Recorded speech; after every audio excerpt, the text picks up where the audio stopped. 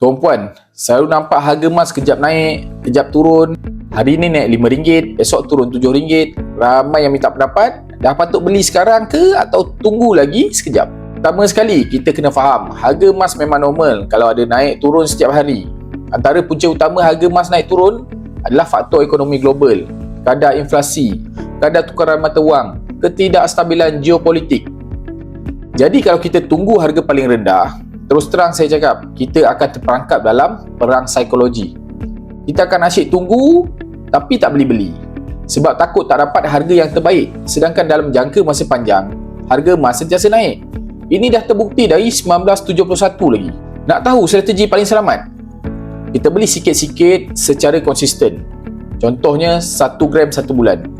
Kaedah ni dipanggil dollar cost averaging. Tak kisah harga naik atau turun, kos purata kita akan jadi stabil. Untuk trend harga yang tak menentu, teknik ni memang paling selamat. Kesimpulan dia, jangan tunggu masa paling murah sebab kita takkan tahu bila.